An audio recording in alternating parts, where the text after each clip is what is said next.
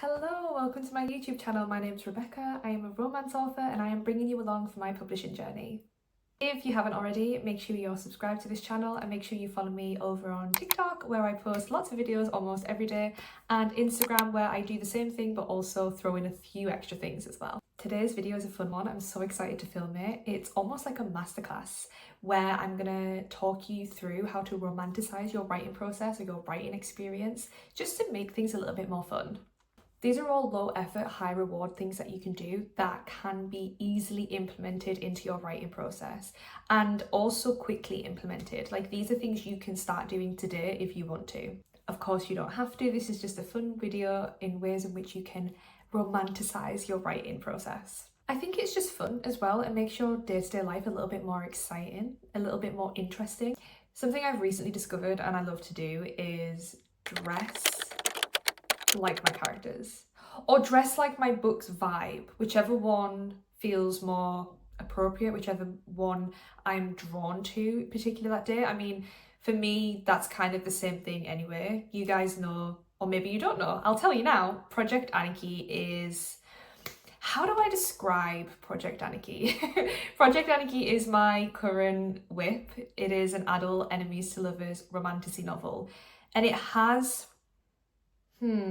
it's very medieval coded with very whimsical themes, but it is also quite modern at times. It's not necessarily this kind of like old-fashioned medieval vibe that we know it. It has its own kind of spin on it. But my characters do wear corsets. I often reference corsets. There is a very important corset scene in Project Anarchy, which I have quite frankly made my entire personality. You will head over to my TikTok right now, you will see it. I talk about it a lot. So I went shopping and I bought a bunch of corset tops. And honestly, I just think they're gorgeous. They're so pretty.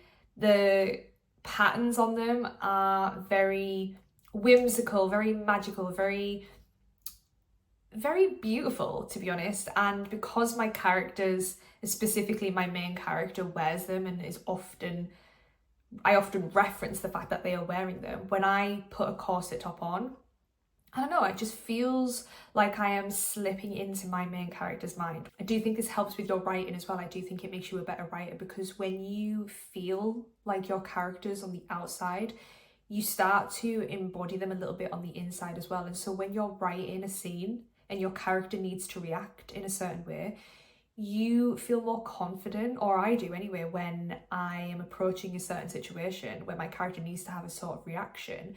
And I ask myself, wait, how would she react in this situation? How would they react to this thing that's happening?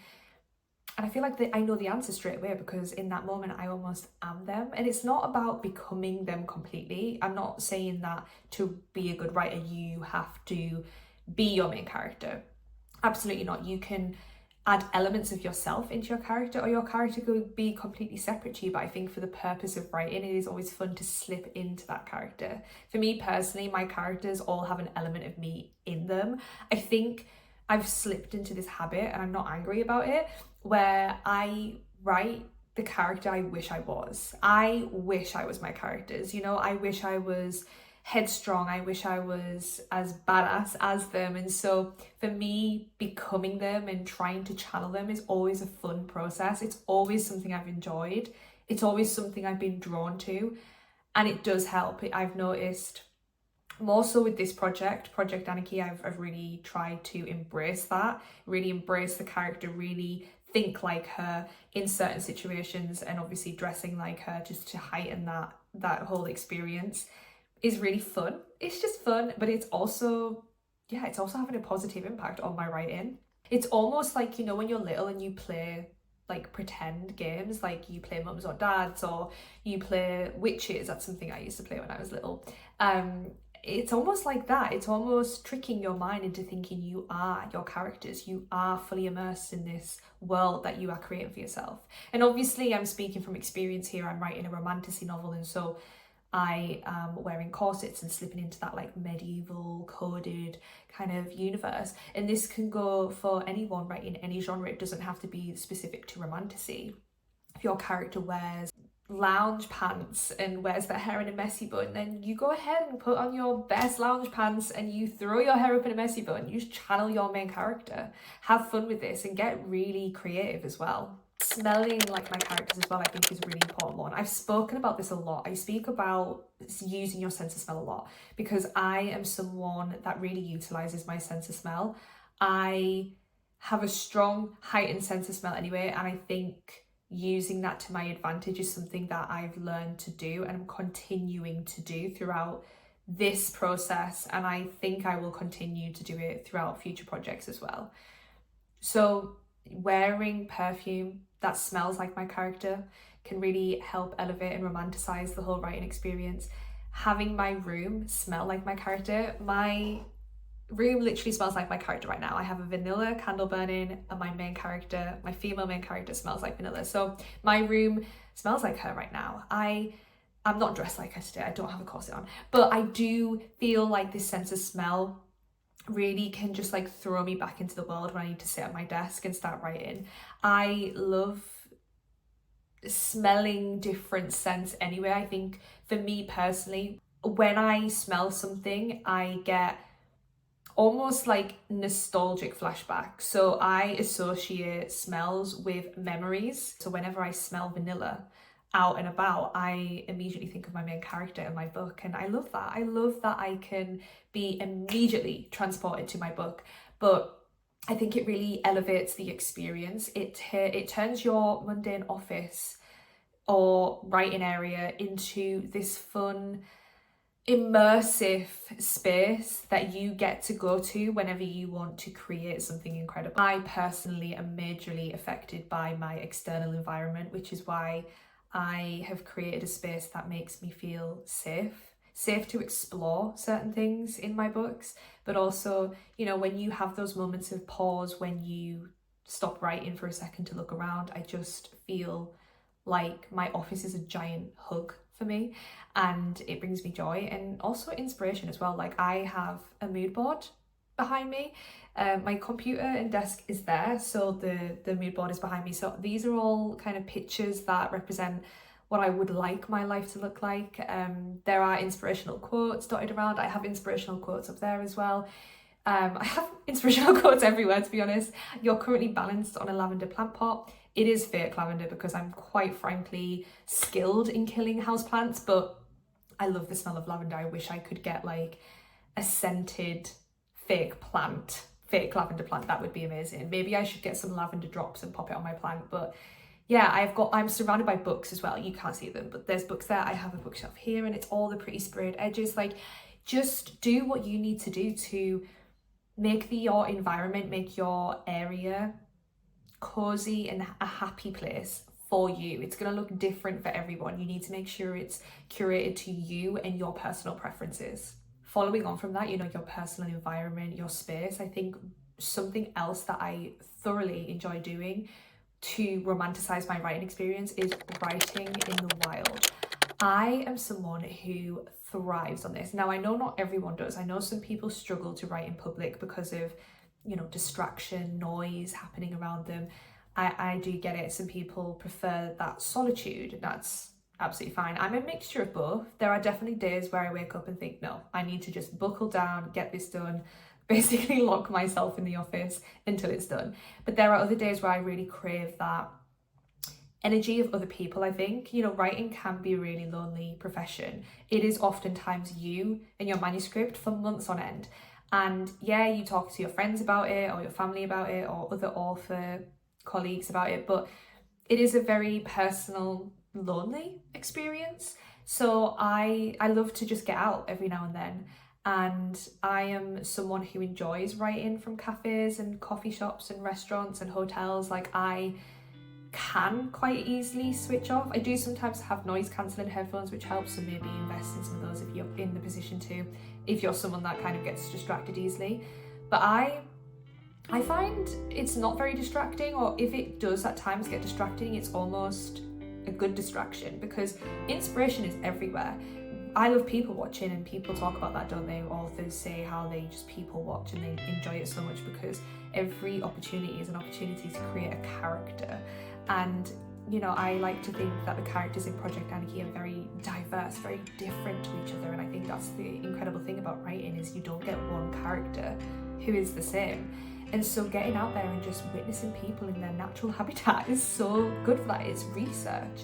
But it's like, I am a very susceptible person to other people's energies. I absorb energies, which I love, and I feel like when I'm writing out and about and I can hear snippets of conversation happening, not that I'm being nosy or anything, but it's just, I feed off that energy, and it really motivates me and inspires me. I also love it as well, and this could we could blend all of the other stuff to this, where I have done this, and I do this quite a lot, where I'll throw on a corset, I'll spritz some perfume to smell like my character, and I will go and sit in a cafe, and I know I look a little bit ridiculous, right? Because who really in this day and age is wearing corsets to Waterstones cafe? Not a lot of people.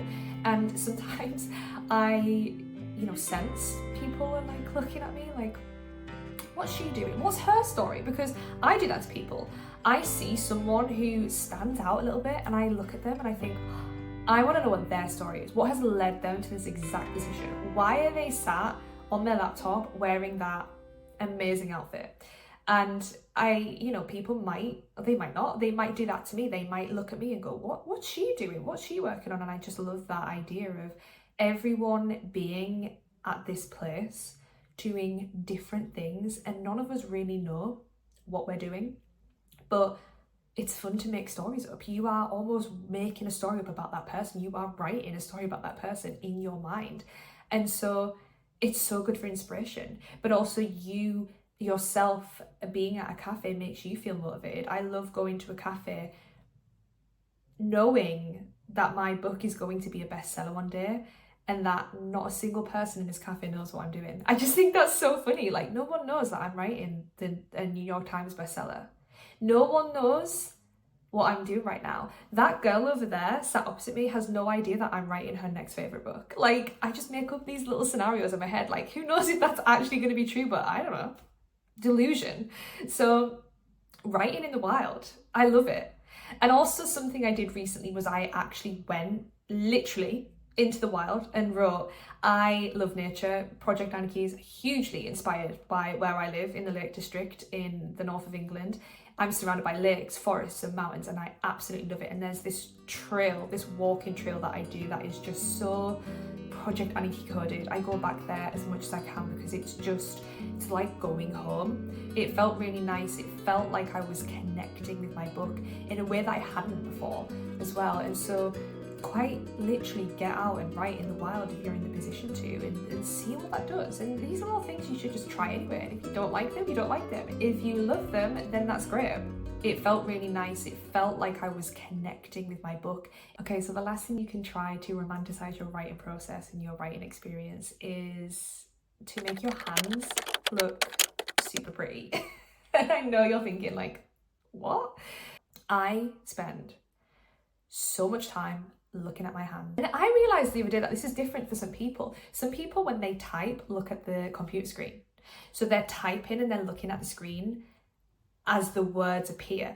I can't do that. I have to look at the keyboard as I'm typing. So as you can imagine, I'm spending a lot of time looking at my hands, at my fingers. And so I personally love going and getting my nails done. And sometimes I will match the nails to my book, my characters, or whatever kind of era I'm in my life at that particular moment. If you've watched my previous vlogs, you will see that I've done this. There was a vlog a couple of months ago where I got my nails painted like a lilac-y pink because my main character's favourite colour is lilac, and colours are really important in Project Anarchy. I have realm colours. Each realm has a colour that kind of signifies and represents that realm and what it's famous for and things like that. So I incorporated that into my nail art for that month, and every time I looked down at my nails that month, I was just reminded of my character, and it was really a gorgeous way to just romanticize the whole writing experience for me. Currently we've got red cherries. Red for me is a very get shit done kind of colour. I just feel really confident in red when I wear red. So red nails is like a hustle, girl, we are making moves. And the cherries are just cute, like summer fruits, you know, brings a bit of summer to the vibe. But this is currently what we're working with. They are a little bit outgrown, so just ignore that. But yeah, that's what I see. And I also wear lots of rings, as you can see. Lots of different kind of like things going on. You know, you could wear bracelets. I do have a little bracelet on today. So like this is what I'm seeing when I'm typing. This is what we are seeing. And it's just nice because like I look at that a lot. I see that a lot. I see this more than most things. And so when I look down and see that my hands feel luxurious and maybe remind me of a certain character, or remind me, you know what, let's get shit done this month because look, I'm wearing red. And you can't have red nails and not get shit done. Like, that's just against the rules, right? So like, I've got no choice but to get shit done now because I've got red nails.